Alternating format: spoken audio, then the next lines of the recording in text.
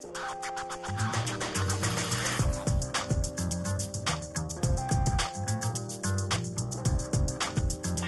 день, уважаемые пользователи портала ЕСЯ. Сегодня с вами в программе гость, выдающийся специалист по сердечно-сосудистой хирургии, доктор медицинских наук Андрей Валерьевич Чупин.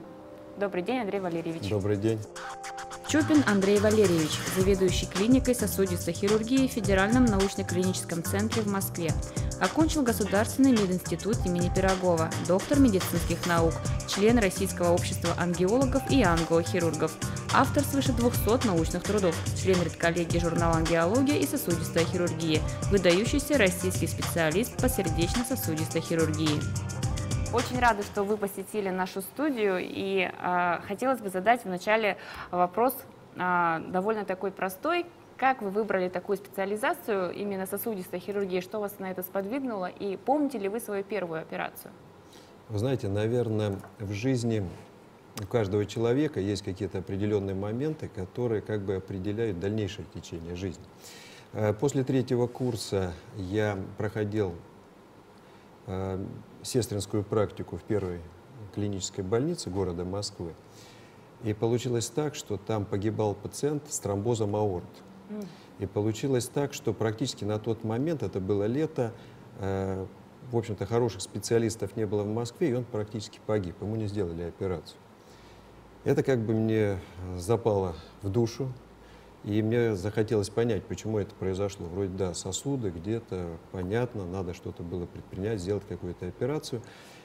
И я пошел в студенческий кружок именно по сосудистой хирургии, стал заниматься, стал изучать, в последующем уже ординатура в Институте хирургии Вишневского у Покровского Анатолия Владимировича. И как бы вот для меня и стояла задача понять, мог ли я помочь тому пациенту, у которого произошла эта беда. И, конечно, я понял, что да, его можно было соперировать, можно было помочь. И, наверное, как бы я понимал, что тоже должен достичь какого-то определенного уровня хирургического. Стремился, активно ходил в операционную, много читал литературы. И, опять же, в Институте хирургии Вишневского в 90-м году, практически через 3 года после окончания института, была выполнена уже плановая моя операция. Это была операция тромбэктомии с бедренной артерии у больного с критической ишемией. Тоже, в общем-то, шел вопрос спасения конечности. Операция прошла успешно, кровоток восстановлен был, у человека была спасена конечность. И я как бы понял, что да, это моя работа, это мне интересно. И ответить же на ваш вопрос, что чувствует хирург, когда идет на операцию, ну, я, в общем-то, наверное, сейчас должен сказать, что это уже моя работа, которую ты знаешь, которую, наверное, умеешь делать, и работа, от которой получаешь удовольствие. Поэтому, наверное, уже сейчас не трясешься, не волнуешься, но если бывают какие-то сложные операции, все равно как бы перед операцией стараешься продумать, о чем пойдет речь, как, что. Если какие-то вещи непонятны, может, даже где-то почитаешь. Но вообще медицина вещь такая, что ты всегда должен учиться. Ни в коем случае нельзя останавливаться, и поэтому даже та же операция, ты должен всегда подготовиться, настроиться и иметь определенный план. И чем ты лучше как бы продумал эту операцию, чем лучше у тебя построен план, тем, конечно, и операция проходит значительно лучше и значительно лучший результат, конечно. А как вообще сейчас обстоят дела с кадрами вот в области сосудистой хирургии у нас в России? Хватает ли у нас специалистов или ощущается какой-то кадровый голод? Вы знаете, я должен сказать, все зависит от региона. То есть вот я руководитель отделения сосудистой хирургии в Федеральном научно-клиническом центре ФМБА Москвы. Скажу так, что звонки ко мне устроиться на работу сосудистого хирурга, наверное, бывает раз или 2 в месяц. То есть люди ищут, как бы кажется, что очень много специалистов, они хотят работать, потому что у меня как бы все заполнено, и штатное расписание полностью заполнено в моем центре. И никаких как бы вопросов нет. Но когда люди приезжают, с ними общаешься, понимаешь, что он ищет место, и начинаешь спрашивать, как, что. Они говорят, вот здесь я как бы просился, тоже все заполнено, здесь заполнено. Но это Москва. Это точно так же можно сказать про Санкт-Петербург, про Казань, крупные города. Да, про крупные города-миллионники. Но, думаю, на местах, конечно, проблема эта существует. Эта проблема есть. И я думаю, что даже тот отчет, который показал Анатолий Владимирович Покровский, у нас была последняя конференция в Сочи 2 недели назад, по объему оперативных вмешательств на сосудах, если брать соотношение, какое проводится, скажем, в Соединенных Штатах Америки, при принципе та же популяция, те же болезни, то мы выполняем операции практически в 3-3,5 раза меньше. Поэтому, конечно, потребность и в диагностике, и в лечении этих больных есть, существует. И я думаю, что все равно кадровая потребность, она остается. Просто, наверное, более разумно должно как-то распределяться это у нас. Чтобы не только центральные, федеральные центры это все имели, и в регионах тоже люди могли нормально получить достойную сосудистую помощь, чтобы не ехать куда-то, скажем, в более крупные центры.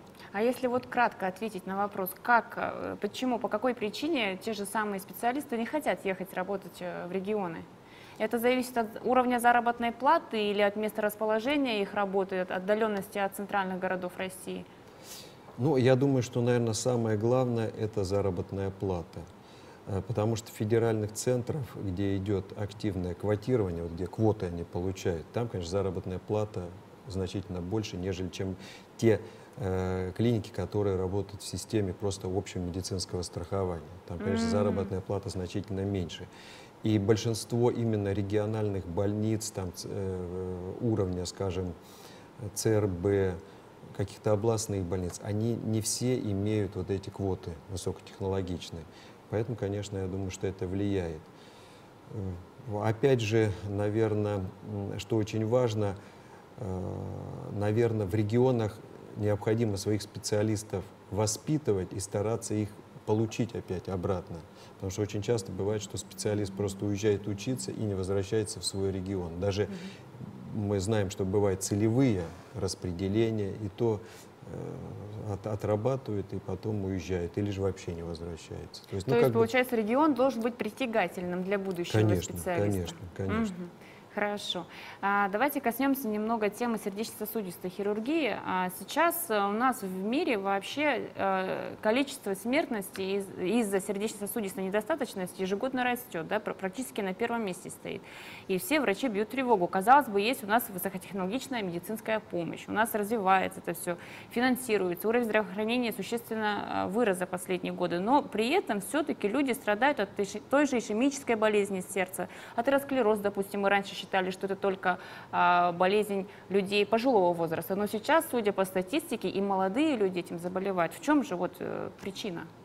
Ну, вы сказали, что имеется высокотехнологичная помощь, и должно быть. Помощь, к сожалению, приходит очень поздно. Практически помощь приходит на этапе, когда мы уже боремся с последствиями, с проявлениями. Да? Кого мы видим? Больного с тяжелой ишемической болезнью сердца, которому надо делать аорто-коронарное шунтирование. Мы имеем больного, которому надо делать операцию на сонный. Как правило, он приходит не асимптомно, а уже перенес инсульт или транзиторные ишемические атаки. Больной, у которого имеется поражение артерий нижних конечностей, как правило, он уже приходит, когда либо уже ночные боли, трофические язвы. В общем, какая-то последняя стадия уже. Все, как правило, попадают на это лечение высокотехнологичное, уже критичные. То есть больные, которым уже именно помочь можно только операцией. Но есть же колоссальный пласт больных, которым можно на раннем этапе подобрать соответствующее лечение, изменить образ жизни. И он, в принципе, может не дойти до оперативного лечения. Он на консервативной терапии, на изменение качества, в смысле своей уровня жизни, или даже не столько уровня, поменяет вообще приоритеты и в еде, и в физических нагрузках. Там очень много, опять же, факторов риска, такие как курение, то есть семейная гиперхолестеринемия, когда высокий холестерин в крови. Это же надо на ранних этапах. И поэтому, в принципе, даже сейчас на базе нашей больницы мы для молодых предлагаем такие тесты. То есть мы делаем биохимический анализ крови, делаем липидный профиль, делаем ультразвуковое обследование сосудов. Платно? Где-то платно, где-то в рамках ОМС. То есть это, в общем-то, если, допустим, наша больница ведомственная, то те пациенты, которые к нам прикреплены, естественно, это бесплатно. Любой желающий, как бы мы не хотели, все равно это платно. Но можно сделать эхокардиографию, сделать банальное ЭКГ, ультразвук сонных артерий. То есть это как бы все делается. И на этом этапе мы всегда можем найти тех пациентов, которым как бы мы можем предложить раннее оперативное вмешательство с меньшим риском и последствием, чем в последующем какие-то проблемы. То есть все-таки это профилактика в первую очередь? Однозначно. Это профилактика и ранняя диагностика. Вот вы сегодня посетили отделение сосудистой хирургии нашей республиканской больницы. Как вы оцениваете уровень отделения и вообще какие у вас впечатления? Ну, вы знаете, я как бы знал, наслышан был о вашем центре, что его в 92 году построили, открыли этот прекрасный австрийский проект. Надо сказать, что вот такое воздушное, все очень чистое, аккуратное, просторные палаты, все очень грамотно, все очень хорошо. Причем сегодня мы прошли, опять же, посмотрели все диагностический потенциал. Там есть и прекрасная компьютерная томография, есть ангиографические установки. Все, что необходимо для диагностики сердечно-сосудистых заболеваний, у вас все присутствует, все есть. По тому объему оперативных вмешательств, которые выполняет отделение сосудистой хирургии вашего центра, то это весь комплекс. То есть они ничем не отличаются от ведущих центров. Поэтому это как бы показывает, что по большому счету вашему населению нет смысла, да, куда-то ехать в дорогостоящие там поездки, да, пока или там, доводить себя до предела. Да, можно все время обратиться, в смысле можно обратиться без проблем в свой центр, пройти соответствующую диагностику и самое главное получить хорошее лечение. Хорошо. Вот вчера во время пресс-конференции обсуждался вопрос по поводу изменения правил приема в ординатуру, согласно вот правилам Министерства здравоохранения. Хотелось бы вот задать такой вопрос. Какие изменения у нас будут и каким вообще должен быть будущий специалист? Говорят, что сначала он должен отучиться 6 лет в институте, после отработать несколько лет в терапии и только потом пойти в ординатуру. Но ведь человек уже будет в таком солидном возрасте, за 30 лет. Ему нужно кормить семью, зарабатывать деньги. Как же выйти из этой ситуации? И должен ли тот же самый сосудистый хирург иметь доступ и к диагностическим манипуляциям? Или тут нужно уже вызывать другого специалиста? Ну, я думаю, что да, это очень активно сейчас идет обсуждение вопроса подготовки именно специалистов по сердечно-сосудистой хирургии.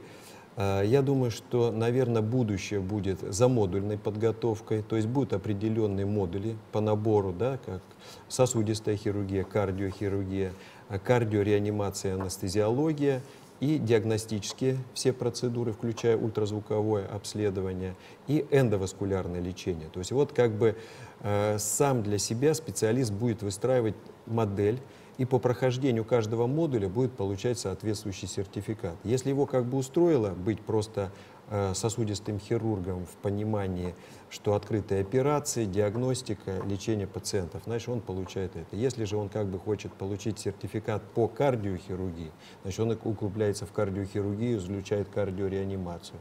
Если же специалисту интересно эндоваскулярное лечение сердечно-сосудистых заболеваний, значит, это он проходит. Но это, наверное, за этим как бы будущая модель, как бы это на Западе она существует, и она есть. Второй очень важный вопрос, чтобы все-таки ординатура не была просто, скажем, учебной процедурой, чтобы, если уж врач работает, то он должен работать и за это получать заработную плату. То есть он же все равно находится в лечебном процессе, в диагностическом процессе, да, в том отделении, где он и проходит, да, в том центре, где он проходит.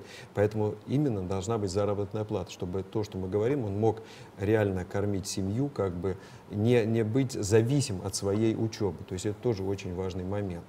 И третий момент, который, наверное, очень важно, то, что вот мы обсудили, чтобы люди не оставались в больших центрах, регионах, может быть, на каком-то этапе для региональных центров давать возможность, чтобы специалист уже практику проходил в своем, скажем, центре, в своем месте, где он живет, потому что в большинстве уже региональных центров есть очень хорошая база чисто научная, да, заведующие, как правило, доктора медицинских наук. То есть им дать право преподавательской деятельности. У нас же в Якутске то же самое. Да, конечно, да. То есть возможность преподавательской деятельности, и тогда он может быть какой-то модуль пройти где-то, который не может обеспечить в данном регионе где-то в центре, а потом вернуться уже к себе в регион и закончить эту ординатуру. Плюс ко всему, да, он будет здесь и работать, будет также уже будут непосредственно лечебные руки, которые рядом будут.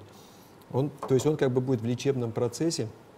И самое главное, он будет рядом, где он жил, где семья, там родственники и все. То есть это и тоже тут же закроем вопрос кадрового. Конечно, это повода. очень важный момент. То есть если это будет, то это будет очень хорошо. Прислушаются ли к вам чиновники из Министерства здравоохранения, к вам, практикующим врачам, по этому поводу? Ну, я думаю, что сейчас как бы очень многие документы носят обсуждение, и я думаю, что мы будем участвовать, будет все равно как бы это с заведующими кафедр будет все это обсуждаться. Спасибо большое. Сегодня с вами в программе «Акцент» была Надежда Ефимова и наш гость из Москвы, специалист по сердечно-сосудистой хирургии, доктор медицинских наук Андрей Валерьевич Чупин. Всего доброго. Спасибо.